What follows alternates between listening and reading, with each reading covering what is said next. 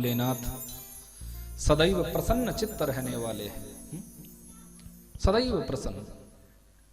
कहीं भी भगवान शंकर को क्रोधावतार नहीं बताया है कि कर्पूर गौरम करुणावतारम।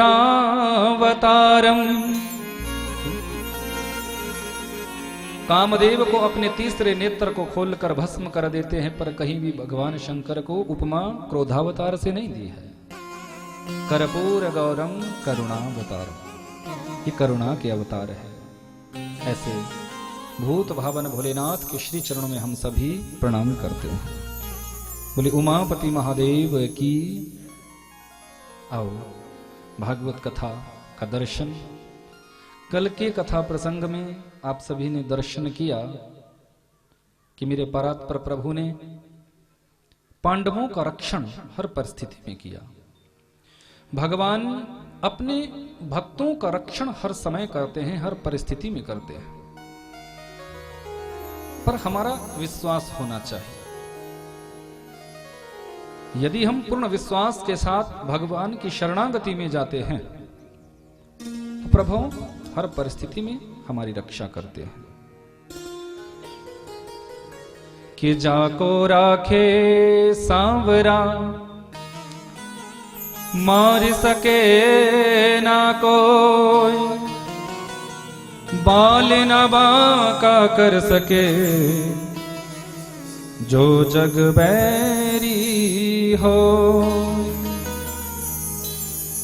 पूरा संसार भी तुम्हारे विरोध में खड़ा हो जाए, यदि तुम्हारे ऊपर तुम्हारे इष्ट की कृपा है तो तुम्हारा कोई बाल बांका नहीं कर सकता, क्योंकि ये भक्त वत्सल है, ये परम दयालु है, परम कृपालु है। पांडवों पर आशीर्वाद दिया। जो गीता का ज्ञान अर्जुन को सुनाया था वही ज्ञान युधिष्ठिर जी को देना चाहा, पर युधिष्ठिर जी की समझ में वो ज्ञान नहीं आया। कारण क्योंकि अर्जुन गुरु रूप में द्वारिकाधीश को देखते हैं, गुरु मानते हैं। गुरु जब शिष्य को कुछ देगा तो शिष्य उसको ग्रहण करेगा। लेकिन युधिष्ठिर जी की नजरों में द्वारिकाधीश रिश्ते में छोटे हैं। एक बात कहूं, सुनाने वाले के प्रति यदि आपका भाव नहीं होगा तो सुनाने वाले की कोई भी बात आपके हृदय में नहीं उतर सकती। आपके जीवन में सुनाने वाले की कोई भी बात, कोई भी ज्ञान, कोई भी कथा प्रभाव नहीं डाल सकती। भगवान ने सोचा कुछ नाटक करो, ज्ञान तो इन पांडवों को देना है। इस राष्ट्र के ये राजा बन चुके हैं, तो आज 54 दिनों से जो शरसैया पर पड़े हुए थे भीष्म पितामह, रणारंग में पांडवों को अपने साथ लेकर भीष्म पितामह के पास पहुंचे। पांडवों ने प्रणाम किया। पितामह प्रणाम करते हैं। आओ पांडवों, आपका स्वागत है। क्या हुआ? वो छलिया नहीं आया, पितामह आए हैं। कहां है? आपके शीश के पीछे खड़े हैं। केशव, आप देख सकते हो कि अर्जुन ने मेरे शरीर में इतने बाण मारे हैं कि मैं आपको पीछे मुड़कर नहीं देख सकता। प्यारे, दीदार तो सामने से हो सकता है। मेरे गोविंद सामने खड़े हो गए हैं, भक्त और भगवान का दीदार हुआ है। द्वारिकाधीश कहने लगे, पितामह आपके ये पौत्र आज इस देश के राजा बने हैं और आपके जीवन में राजनीति का बड़ा लंबा अनुभव रहा है, तो मैं चाहता हूं आप अपने उस लंबे अनुभव से इनको ज्ञानोपदेश करें। पितामह कहने लगे, केशव आप सामने खड़े हो और आपके सामने कोई उपदेश कर सकता है क्या? पर यदि आपका आदेश है, यदि आपकी यही इच्छा है, तो मैं आज इनको ज्ञान अवश्य दूंगा। पांडवों, इस धरती के आप राजा बने हो, बहुत अच्छी बात है, लेकिन हम गृहस्थियों को आलसी नहीं होना चाहिए। राजा का परम कर्तव्य होता है अपनी प्रजा को संतान तुल्य समझे, बेटा बेटी की तरह संपूर्ण प्रजा को देखे। कि राज धर्मान दान धर्मान मोक्ष धर्मान विभागशः स्त्री धर्मान भगवत धर्मान समासव्यास योगतः। भीष्म पितामह ने राज धर्म की शिक्षा दी है। राजा का क्या कर्तव्य होना चाहिए, ये शिक्षा। कहीं कहीं तो समास अभ्यास, देखो समास पद्धति होती है संक्षिप्त करके बताना, और व्यास पद्धति होती है विस्तृत करके, जिससे श्रोता की समझ में आ जाए, वो व्यास पद्धति समास व्यास योग।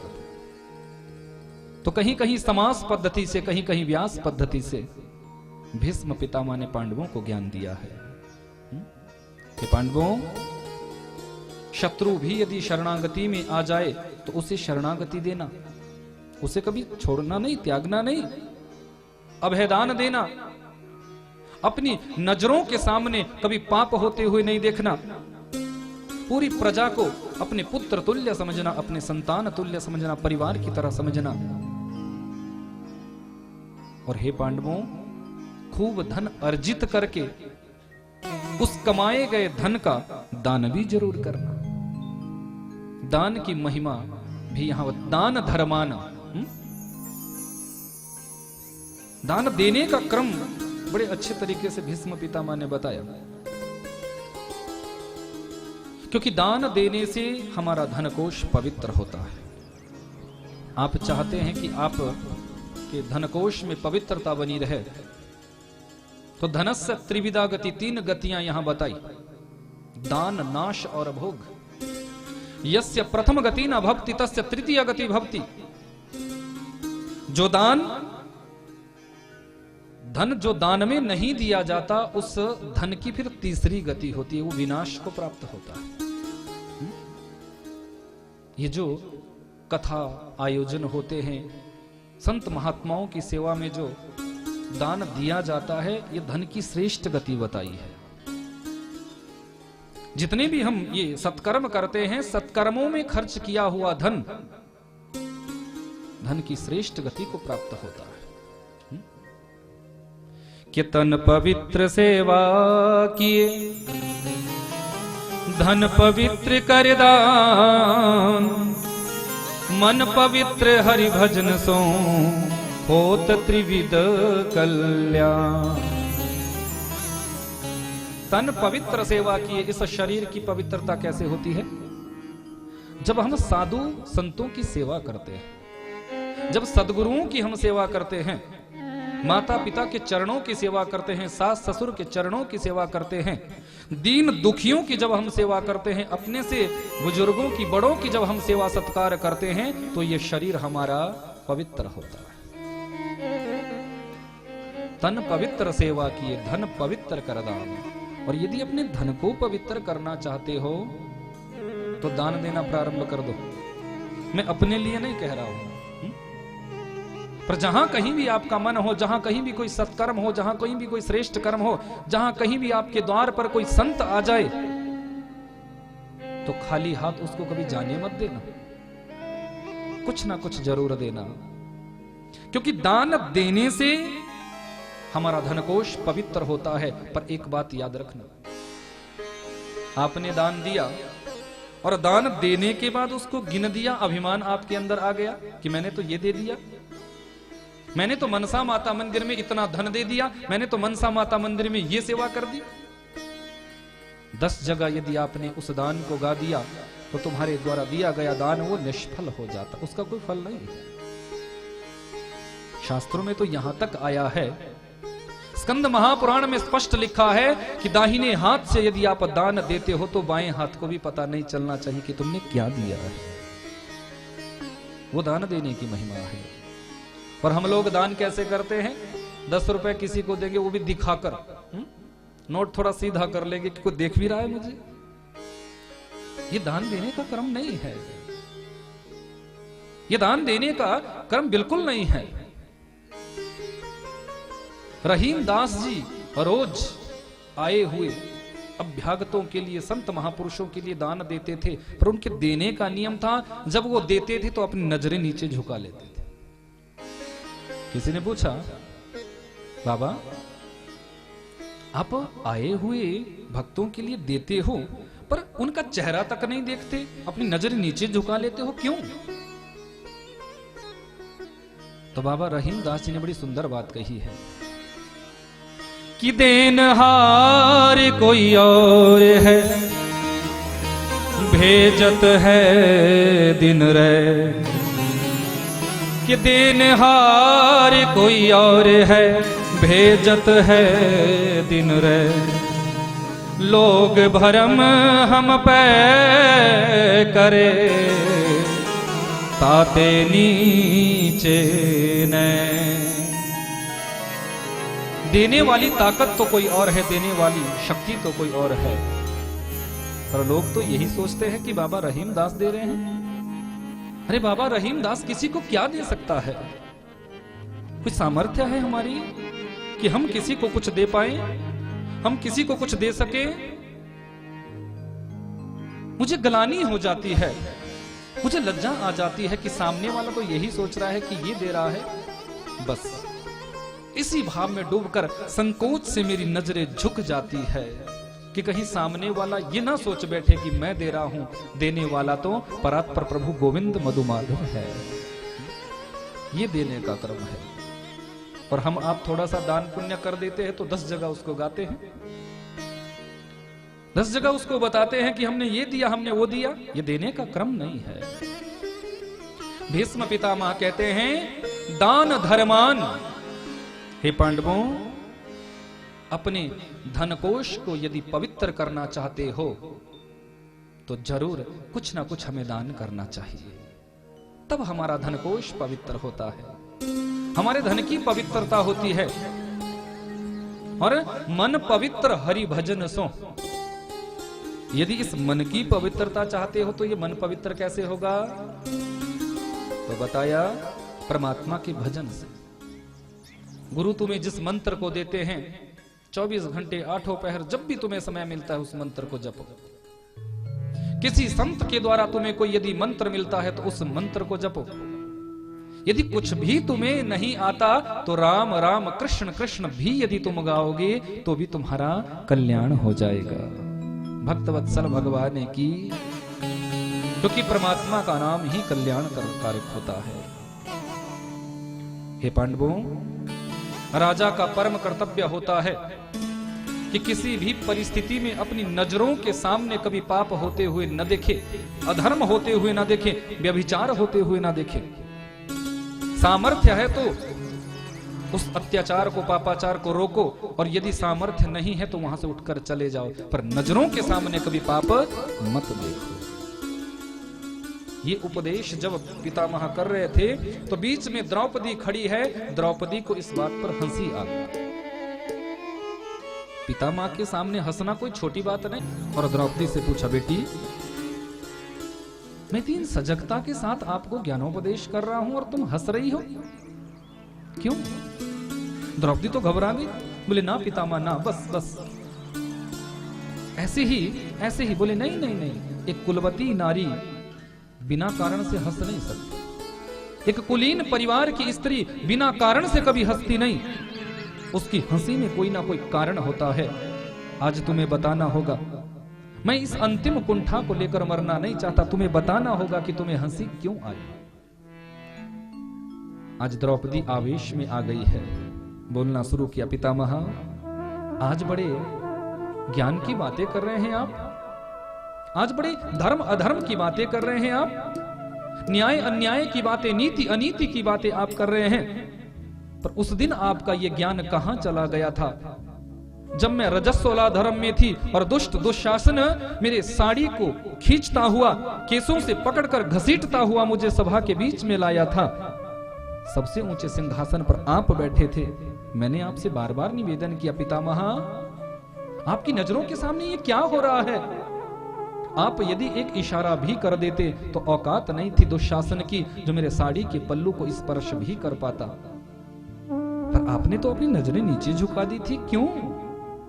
आज आप बड़े ज्ञान की बातें कर रहे हैं। जो महापुरुष विकट से विकट परिस्थिति में भी, विषम से विषम परिस्थिति में भी कभी रोया नहीं था, आज हिलकियों के साथ रोना शुरू कर दिए। बेटी तुम बिल्कुल सत्य कह रही हो, लेकिन मैं तुम्हें बताना चाहता हूं कि जैसा हम अन्न पाते हैं हमारी बुद्धि हमारी मति भी वैसी ही हो जाती है। उस समय मैं दुर्योधन के साथ रहता था, दुष्ट दुर्योधन के दिए हुए अन्न को पाता था। मेरी बुद्धि मलिन हो गई थी, मेरी बुद्धि पर अज्ञानता का पर्दा पड़ चुका था। क्या ठीक है क्या गलत है मुझे इसका भान ही नहीं था। बेटी तुम देख सकती हो, अर्जुन ने मेरे शरीर में इतने बाण मारे हैं। उस दूषित अन्न से जितना भी रक्त मेरे शरीर में था, एक एक बूंद बूंद, एक एक कतरा कतरा वो निकल चुका है, बह चुका है। अब मेरी बुद्धि सात्विक हो गई है, शुद्ध हो गई है, परिमार्जित हो गई है।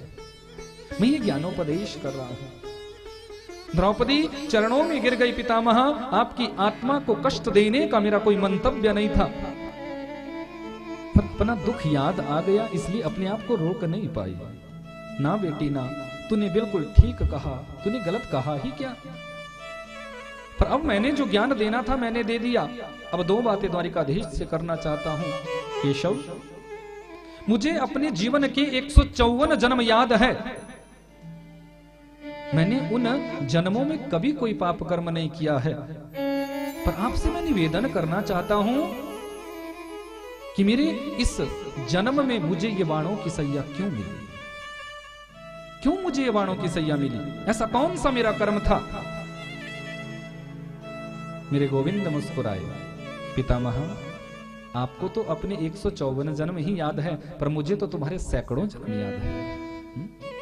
जैसा जीव कर्म करता है वैसा उसको फल मिलता है। याद रखना, इस कथा से बहुत बड़ी शिक्षा जनमानस को मिलती है कि जैसा कर्म करोगे, कर्मों की गति को कोई झुटला नहीं सकता, कर्मों की गति को कोई मिटा नहीं सकता। कभी ना कभी किसी ना किसी जन्म में हमारे द्वारा किए गए कर्मों का फल हमें भोगना ही पड़ता है।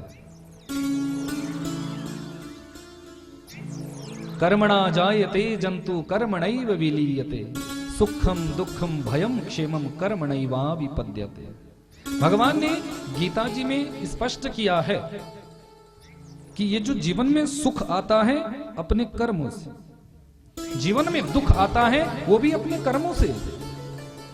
भगवान न तो किसी को सुख देते हैं और न ही किसी को दुख देते हैं। ये सुख और दुख तो हमारे जीवन में कर्मों से ही प्राप्त होता है। हम किसी को दोष दे दें कि इसके करने से मुझे ऐसा हो गया, नहीं। ये बात गांठ बांध लेना, ये बात समझ लेना कि किसी के करने से कुछ नहीं होता, हमारे कर्मों से ही सब कुछ होता है। जैसे हमारे कर्म होते हैं उन कर्मों के अनुसार ही हमें फल की प्राप्ति होती है। भक्तवत्सल भगवान ने की हमारे द्वारा किए गए कर्म ही हमारे जीवन में हमारे सामने आते हैं। कर्मों की गति बड़ी विचित्र है। पितामह, मुझे आपके सैकड़ों जन्म याद हैं और किसी जन्म में तुम राजा थे, राजमद के अभिमान में तुम निकले। तुम्हारे रथ के पहिए के नीचे एक सर्प आया है, सर्प घायल हुआ, आपने सोचा मर गया है, बाण की नोक पर आपने उठाया और एक तरफ उसे फेंक दिया है। आपका धर्म था कि उस सर्प को किसी सुरक्षित स्थान पर छोड़ते, पर आपने ऐसा नहीं किया। कटीली झाड़ियों के ऊपर वो सर्प गिरा है। उस सर्प के शरीर में सैकड़ों कांटे चुभे हैं, रक्त की एक एक बूंद बूंद उसके शरीर से निकली। अंतिम पलों में उसके हृदय से यही भाव निकला कि जैसे मुझे सूलियां मिली है, मुझे सूलियां देने वाले के जीवन में भी सूलियां आनी चाहिए। अगले जन्मों में आपने कोई पाप कर्म नहीं किया, लेकिन उस जन्म का वो पाप पुंज तुम्हारा इकट्ठा रहा। इस जन्म में भी आपने कोई पाप नहीं किया, लेकिन इस जन्म में गलती क्या हुई, आपने अपनी नजरों से पाप होते हुए देखा, पाप किया नहीं था, मात्र देखा था। विचार करना, जो तुरंत बकरे को काट देते हैं कि कुछ नहीं होता, तुरंत मुर्गे को काट देते हैं कि कुछ नहीं होता, निरपराध जीवों की जो हत्या करते हैं, किसी को कष्ट देते हैं, कुछ नहीं होता, ये समझ लेना। भीष्म पितामह जी ने तो मात्र नजरों से पाप होते हुए देखा था, किया नहीं था।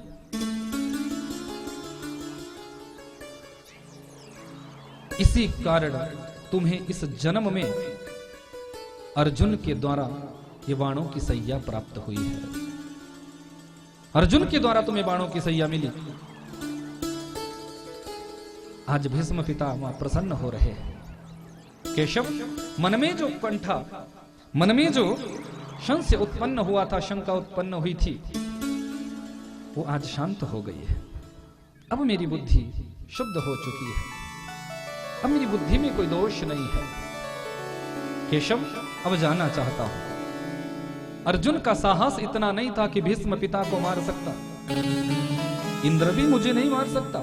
इच्छा मृत्यु का वरदान मिला है, इच्छा मृत्यु का वरदान मिला है, पर अब जीना नहीं चाहता। भगवान ने पूछा क्यों? बोले प्यारे, कि देहांत काले तुम सामने हो, मुरली बजाते मन को लुभाते, यही गीत गाकर तननाथ त्यागो, श्री कृष्ण गोविंद हरे मुरारे, श्री कृष्ण गोविंद हरे मुरारे। कि जन्म जन्म मुनि जतन कराहि, अंतराम नहीं आवत आहि। जन्म जन्मांतरों तक संत महात्मा तपस्वी साधु सदगृहस्थी तपस्या करते हैं, किस लिए? कि अंतिम पलों में भगवत साक्षात्कार हो सके, अंतिम पलों में परमात्मा का दर्शन हो सके।